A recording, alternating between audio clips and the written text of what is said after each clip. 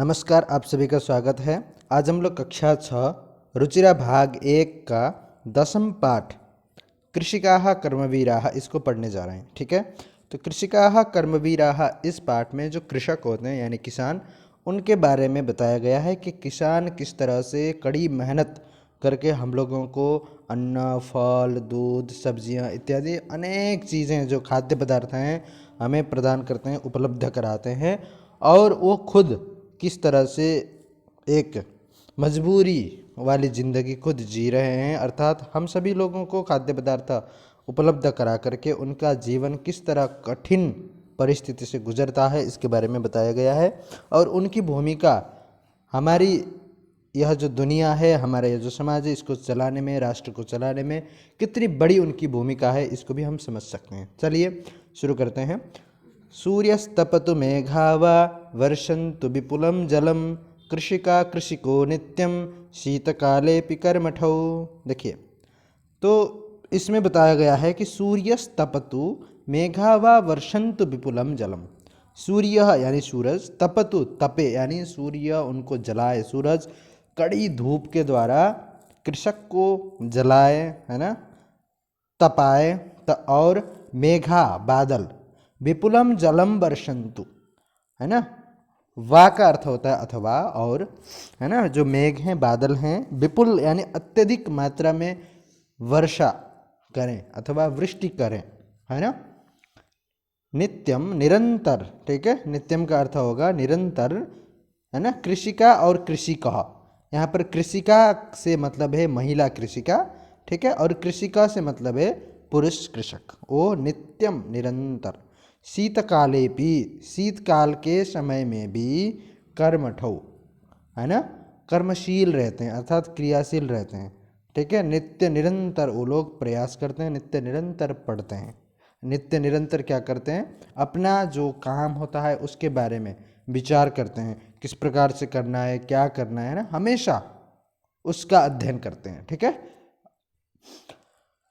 अध्ययन करते हैं इसका मतलब है कि उसके बारे में विचार करते हैं, उस काम को अंजाम देते हैं। कोई भी काम हो, कौन सा अनाज किस समय में लगाना है, उस फसल को कब काटना है, उसको कब मार्केट तक पहुंचाना है, इन सब के बारे में वो हम हमेशा निरंतर, भले सूर्य तपे जलाए, मेघ वृष्टि बहुत ज़्यादा करे, तब भी कृषक और कृषिका बारिश में भीगते हुए, सूरज से तपते हुए काम निरंतर करते। ठीक है, तो दूसरा पद्य है, ग्रीष्मे शरीरम सस्वेदम शीते कंपमयम सदा हलेन च कुदालेन तौ तु क्षेत्राणि कर्षतः। ठीक है, तो ग्रीष्म यानी ग्रीष्म के समय में, गर्मी के समय में, शरीरम जो शरीर होता है वह क्या होता है, सस्वेदम, स्वेद का अर्थ होता है पसीना। ठीक है, तो सस्वेदम यानी पसीना के सहित, अर्थात गर्मी के समय में जो किसान होते हैं उनका शरीर पसीने से भीग जाता है। ठीक है, पूरी तरह से पसीना से लथपथ उनका शरीर होता है। और शीते अर्थात शीतकाल के समय में, ठंडी के समय में, कंपमयम सदा, हमेशा उनका शरीर ठंडी से कांपता रहता है, क्योंकि उनको काम करना पड़ता है ठंडी में बाहर निकल करके, है ना। और उतने बढ़िया उनके कपड़े भी नहीं होते हैं, और बड़े बड़े मोटे मोटे कपड़े लगाएंगे तो काम कर भी नहीं पाते हैं। तो गर्मी में भी समस्या है, सर्दी में भी समस्या है, यानी गर्मी में धूप में काम करना पड़ता है, इसलिए पूरा शरीर पसीने से भीग जाता है। और सर्दी के समय में क्या होता है, बाहर काम जब वो लोग करते हैं तो उनका शरीर पूरी तरह से कांपता है। ठीक है, ठंडी की वजह से। किंतु तौ तु, वे दोनों तो क्या करते हैं, हलेन च कुदालेना, हलेना हल के द्वारा, च और कुदालेना कुदाल के द्वारा। ठीक है, हल और कुदाल से क्या करते हैं, क्षेत्राणि का अर्थ होता है खेत को। ठीक है, क्षेत्राणि अर्थात खेत, करसतः यानी जोतते हैं। ठीक है, खोदते हैं, करसतः का अर्थ होता है खोदना या जोतना। ठीक है, तो ग्रीष्म के समय में उनका शरीर सस्वेद होता है, पसीना से भीगा हुआ, और शीतकाल के समय में कंपमय होता है। ठीक है, कांपता है शरीर। और हलेन च कुदालेना, हल के द्वारा और कुदाल के द्वारा, तौ तु, वे दोनों तो क्षेत्राणि कर्षतः, जो क्षेत्र यानी खेत है उसको कर्षतः खोद रहे होते हैं। ठीक है, अगला श्लोक है, तीसरा श्लोक, पादयोर्न पदत्राणे शरीरे वसनानि नो निर्धनम जीवनम कष्टम सुखम दूरे ही तिष्ठति। ठीक है, तो देखिए पादयोर न पदत्राणे, पादयो हो, यहाँ पर पाद शब्द का षष्ठी द्विवचन का रूप है पादयो हो। पादयो का अर्थ होता है दो पैर। ठीक है, तो दोनों पैर में पदत्राणे है ना, न पदत्राणे चप्पल जूता कुछ भी नहीं है। पदत्राण का अर्थ होता है चप्पल या जूता।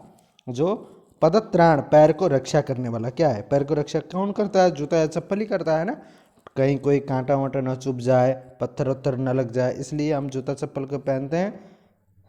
ठीक है, तो उसको पदत्राण बोलते हैं। ठीक है, तो पादयोर यानी पैर में पदत्राण नहीं है। शरीरे वसनानि, और शरीर में वसनानि, वसनानि का अर्थ होता है वस्त्र, वसनम वस्त्रम, तो शरीर में वसन वस्त्र भी नहीं है। निर्धनम जीवनम कष्टम, उनका जो निर्धन जीवन है ना, क्योंकि जो निर्धन है वो लोग, इसलिए निर्धन उनका जो जीवन है वो कष्टदायक है, बहुत ही पीड़ादायक उनका जीवन है। सुखम दूरे ही तिष्ठति, और उनके लिए जो सुख है ना बहुत दूर ही रहता है। ठीक है, दूरे ही सुखम तिष्ठति, उनके लिए सुख देखना तो बस सिर्फ सपना मात्र है। ठीक है, तो वही कहते हैं पादयोर न पदत्राणे शरीरे वसनानि नो, पैर में न कोई पदत्राण नहीं है और शरीर में वस्त्र नहीं है। निर्धन जीवन, उनका जो निर्धन रूपी जो जीवन है वो अत्यंत कष्टदायक है और सुख तो दूर ही रहता है। ठीक है, समझ गए होंगे आप। तो अगला पद्य है, देखिए गृहम जीर्णम नवर्षासु वृष्टिम वारयितुम क्षमम तथापि कर्मवीरत्वम कृषिकाणाम न नश्यति। ठीक है ना, गृहम जीर्णम, उनका जो गृहम यानी घर है वो जीर्ण है। जीर्ण का अर्थ है पूरी तरह से नष्ट हो चुका है, पुराना, अत्यंत पुराना हो चुका है। ठीक है, और वर्षासु वृष्टिम वारयितुम न क्षमम।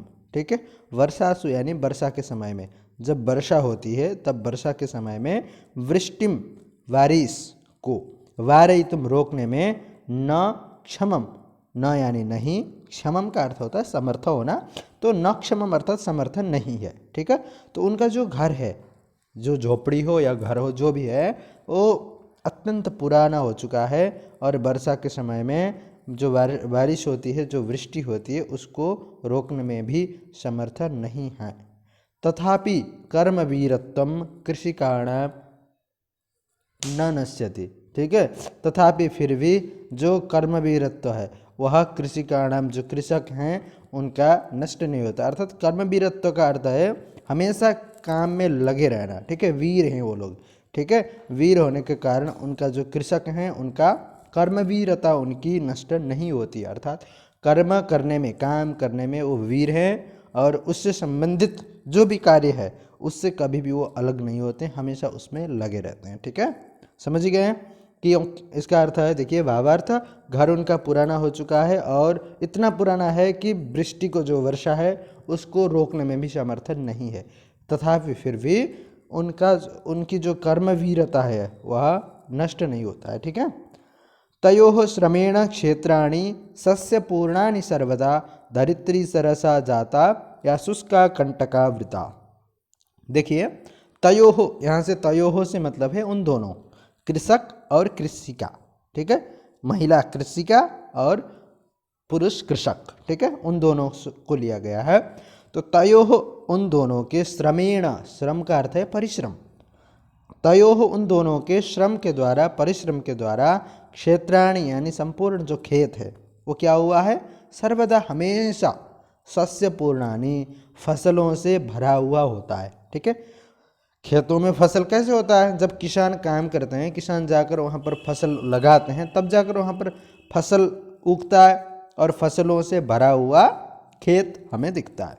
हम सिर्फ फसलों को देखते हैं, हम अनाज को मार्केट से खरीदते हैं, खाते हैं, और उसके पीछे कितने लोगों का हाथ उसमें है, किस किसान ने किस दुख के साथ, किस प्रकार से, कैसी मेहनत करके उस अनाज को पैदा किया होगा और वो किन किन प्रोसेस के माध्यम से, ठीक है, हमारे यहाँ पहुँचा होगा, इसके बारे में हमें जानना चाहिए और हमें सोचना भी चाहिए। ठीक है, तो वही बातें देखिए, तयोः श्रमेण, उनके श्रम से अर्थात उनके परिश्रम के द्वारा जो क्षेत्र है, जो खेत है, वो क्या है, सर्वदा हमेशा सस्य पूर्णानि, अर्थात सस्य फसल से पूर्ण होता है, ठीक है। खेत धरित्री सरसा जाता या शुष्का कंटकावृता, इसका मतलब है जो धरित्री यानी जो धरती है वो कैसी थी, कंटकावृता, शुष्का, ठीक है।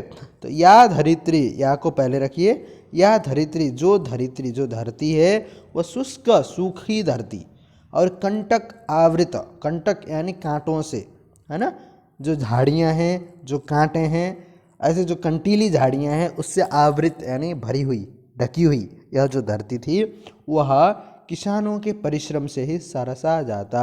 सरस वही है अर्थात फसल को पैदा करने में समर्थ, ठीक है। अर्थात एक जो बंजर भूमि है उस बंजर भूमि पर परिश्रम मेहनत कर करके किसान ने उस भूमि को, है ना, बंजर भूमि को एक अच्छी, है ना, फसल उगने वाली भूमि उन्होंने बना दिया है। तो ये सब, इस सब में केवल किसानों का ही योगदान है, उनका परिश्रम है, ठीक है। अगर किसान परिश्रम नहीं करते तो वो जमीन बंजर ही रहता आज भी, ठीक है। तो धरित्री को अर्थात धरती को उन्होंने सरस बना दिया है, जहाँ पर आज हम अनेक प्रकार के अनाज पैदा करते हैं और उसको हम खाते भी हैं, ठीक है। अब देखिए अगला पद्य है कि शाकमन्नम फलम पद दुग्धम दत्वा सर्वेभ्य एव तौ क्षुधा तृषा कुलौ नित्यम विचित्रौ जनपालकौ, ठीक है। अब कहते हैं शाकम अन्नम फलम दुग्धम, ठीक है। शाक यानी सब्जियां, अन्नम अर्थात अन्न, फलम है ना फल हो गया, दुग्धम अर्थात दूध, दत्वा सर्वेभ्य एव तौ, तौ का अर्थ होता है वही दो कृषक, ठीक है, महिला कृषक और पुरुष कृषक, ठीक है, कृषिका एवं कृषक। तो तौ वे दोनों, सर्वेभ्य सभी को, ठीक है, इस प्रकार से आप अर्थ कीजिए, तौ यानी वे दोनों, सर्वेभ्य सभी को, शाकम सब्जी, अन्नम अन्न, फलम फल, दुग्धम दूध, दत्वा एव देकर ही, है ना, वो कैसे करते हैं, और क्षुधा तृषा कुलौ नित्यम विचित्रौ जनपालकौ, अर्थात कहने का मतलब है कि सभी लोगों को शाक, अन्न, फल, दुग्ध किसान देते हैं, प्रदान करते हैं, उपलब्ध कराते हैं, किंतु वो खुद क्षुधा तृषा कुलौ नित्यम विचित्रौ जनपालकौ, क्षुधा यानी भूखा, तृषा यानी प्यासा, ठीक है, आकुलो अर्थात उससे आकुलित, पीड़ित, ठीक है। तो भूख और प्यास से पीड़ित होते हुए भी नित्यम निरंतर, है ना, शाक, अन्न, फल और दूध देकर सभी को देकर, है ना, क्या करते हैं, उनको उनकी सेवा करते हैं अथवा उनको खाने के लिए सामान उपलब्ध कराते हैं। ऐसे विचित्र प्रकार के जनपालकों, जन यानी मनुष्य अर्थात लोग अथवा प्रजा, है ना, प्रजा को पालने वाले वो किसान हैं, ठीक है। तो इसका कहने का मतलब है कि वो जो किसान हैं भूखा, क्षुधा अर्थात भूखा, तृषा अर्थात प्यासा, आकुल अर्थात पीड़ित, भूख और प्यास से पीड़ित होते हुए भी निरंतर शाक, अन्न, फल, सब्जियां, दूध इत्यादि अनेक प्रकार के खाद्य पदार्थ सभी लोगों को उपलब्ध करा करके, सभी लोगों को देकर भी, है ना, दे करके उनको उनका जीवन को पालन करते हैं अर्थात उनको उनका जीवन को भरण पोषण करते हैं। ऐसे विचित्र प्रकार के जनपालक किसान हैं, ठीक है। तो इस तरह से हमने कृषिकाः कर्मवीराः यह जो 10वां पाठ है इसको पढ़ लिया है। आप इन सभी जो पद्य हैं, 6 पद्य हैं, इनको अच्छे से पढ़िए और किसान के बारे में और उनके मेहनत के बारे में आप अच्छा सोचिए और इसके सभी पद के अर्थ और सभी श्लोकों के अर्थ को हिंदी में लिखने की कोशिश कीजिए ताकि आपको समस्या ना हो और हम अभ्यास के साथ जल्दी उपस्थित होंगे। धन्यवाद तब तक के लिए। और अगर आप इस चैनल में नए हैं तो इसको सब्सक्राइब कीजिए।